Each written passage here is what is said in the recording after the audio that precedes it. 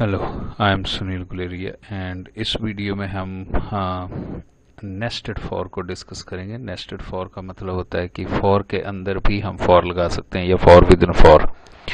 सो बड़े ध्यान से हमने स्टडी करना है कि फॉर के अंदर फॉर का क्या रोल होता है या फॉर विद इन फॉर हम कैसे यूज़ कर सकते हैं। उसके लिए लेट्स सपोज एक एग्जांपल लेते हैं। फॉर हमने लगाया और फॉर के अंदर हमने लगाया डॉलर आई। लेट्स सपोज एक वेरिएबल है dollar I is equal to 1 and dollar I less than equal to 5 ले सकते हैं हम। And then dollar I let's suppose dollar I plus plus. हमने एक सिंगल लूप हमने स्टडी की है, सिंपल लूप भी हमने स्टडी किया ऐसे।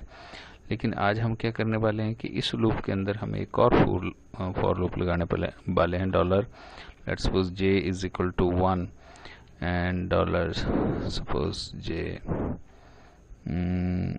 लेस देन इक्वल टू आप लगा सकते हैं 5 and then dollar J plus plus. और इसके बाद हम यहाँ ये वाली जो है this is your inner loop, इसको हम इनर लूप भी कहते हैं, इनर लूप। अब इनर लूप में हम लिखते हैं यहाँ इको एंड देन यहाँ लगा सकते हैं हम इको, आप इवन इको डॉलर सपोज हम जे की वैल्यू प्रिंट कर देते हैं डॉलर जे, ऐसा हम कर सकते हैं। सो अभी हमने सिर्फ ये स्टडी करना है कि अगर लूप के अंदर लूप होती है तो उसका क्या रोल होता है। सो हम यहाँ लूप के बाद इको कर देते हैं और एक br डाल देते हैं। br नेक्स्ट लाइन पे ले जाएगा आपको। सो अब हम अगर इसको चलाने ट्राई करें और इसकी आउटपुट देखें, कंट्रोल S करेंगे हम और अपने ब्राउज़र में जाएंगे हम, और आपका जो पेज होगा वो पेज आप रन करें तो आप देखेंगे आउटपुट यहाँ 1 2 3 4 5 1 2 3 4 5 1 2 3 4 5 1 2 3 4 5। सो आप ये लेके चलें कि जो हमारे पास इनर लूप है उसने ये 1 2 3 4 5 दिखाया है और जो आउटर लूप है उसने उसे 5 टाइम्स रिपीट करवाया है। अगर आप डिफरेंस देखना चाहते हैं, लेट्स सपोज मैं यहाँ 5 की जगह 3 लगाऊं, control S alt tab F5। अब ये 3 टाइम्स आया और 1 2 3 4 5 आया। अगर आप इसमें स्पेस चाहते हैं तो आप यहाँ डबल कोट्स में स्पेस डॉट लगा सकते हैं, control S alt tab F5। सो आपका बीच में स्पेस आ जाएगा। सो हमने ये स्टडी किया दैट इज़ कि हम लूप के अंदर भी लूप लगा सकते हैं। अब इसकी वर्किंग कैसे हुई है, सबसे पहले कंट्रोल जो है वो यहाँ आएगा, जो हम पढ़ चुके हैं कि लूप में सबसे पहले कंट्रोल इनिशियलाइजेशन पे आता है। यहाँ पर हम एक वेरिएबल डिक्लेयर कर रहे हैं साथ में और उसको इनिशियलाइज कर दिया 1 से। नेक्स्ट आपका कंट्रोल जो है वो कंडीशन पे आएगा, उसको चेक करेगा आई की वैल्यू लेस देन 3 है, इट इज़ ट्रू क्योंकि 1 है, so 1 is less than 3, it is true. अगर ट्रू है so the control will come inside the loop and उसके अंदर हमने once again we have another loop. So आप यहाँ देखें, यहाँ वो फिर इनिशियलाइजेशन पे आएगा, यहाँ एक जे वेरिएबल बनाएगा और जे वेरिएबल की वैल्यू 1 कर देगा।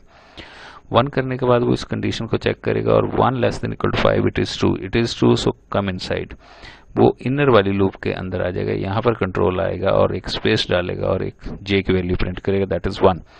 और फिर वो यहाँ आएगा, यहाँ से वो क्या करेगा कि हम जानते हैं कि लूप का जब एंड होता है या लूप का ब्लॉक एंड होता है तो वो इंक्रीमेंट पार्ट पे चला जाता है। तो यहाँ से वो यहाँ चला जाएगा, जे की वैल्यू 2 कर देगा और उसको यहाँ फिर कंडीशन में जाना पड़ेगा और कंडीशन पे चेक करके वो 2 लेस देन इक्वल टू 5 ये ट्रू है, तो फिर ब्लॉक के अंदर आएगा और ब्लॉक के अंदर हमने लिखा है डॉलर जे, वो 2 प्रिंट करेगा। फिर यहाँ से फिर यहाँ जाएगा, वो 3 हो जाएगा, 3 लेस देन इक्वल टू 5 है, वो फिर इसको एग्जीक्यूट करेगा, फिर 4 हो जाएगा, 4 को एग्जीक्यूट करेगा, फिर 5 हो जाएगा, 5 को एग्जीक्यूट करेगा। लेकिन जैसे ही जे की वैल्यू 6 होगी, यहाँ जैसे ही 6 होगी तो हम जानते हैं कि वो इस लूप से आगे आएगा। आगे उसको क्या मिला, इको br, वो कर्सर को नेक्स्ट लाइन पे प्रिंट करेगा, ले जाएगा नेक्स्ट लाइन पे और यहाँ से फिर ये मिला, तो ये जो है ये हमारी आउटर फॉर लूप का एंड है, तो ये यहाँ से कंट्रोल को फिर यहाँ भेजेगा। तो जब यहाँ जाएगा तो आई की वैल्यू जो 1 थी, आई की वैल्यू 2 होगी और यहाँ से फिर चेक करेगा 2 लेस देन इक्वल टू 3, वो फिर एंट्री मिलेगी, फिर एंट्री मिली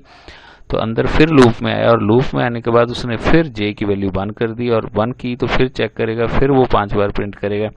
उसके बाद फिर ऊपर जाएगा, आई की वैल्यू 3 हो जाएगी, 3 less than equal to true है कमेंट साइड। वो फिर जे की वैल्यू 1 करेगा और वो थर्ड टाइम भी 1 2 3 4 5 प्रिंट करेगा। फिर यहाँ से वो ऊपर जाएगा, आई की वैल्यू 4 हो जाएगी। जैसे 4 होगी सो कंट्रोल जो है वो इस लूप्स के एंड में जाएगा। सो इस लूप का एंड यहाँ पर है और इसके बाद यहाँ चला जाएगा, यहाँ गया तो आपकी ये जो फॉर लूप है वो टर्मिनेट हो जाएगी। सो इस तरह से हम ये भी स्टडी कर सकते हैं कि फॉर विद इन फॉर भी हो सकती है, लेकिन याद रहे कि आप एक फॉर के अंदर दूसरी फॉर लगा सकते हैं, दूसरी के अंदर आप तीसरी फॉर लगा सकते हैं। सो वो सबसे पहले इनर फॉर को एग्जीक्यूट करता है और फिर उसके बाद आउटर, फिर उसके बाद आउटर। सो इस तरह से हम फॉर के अंदर फॉर भी यूज़ कर सकते हैं। Thanks for watching.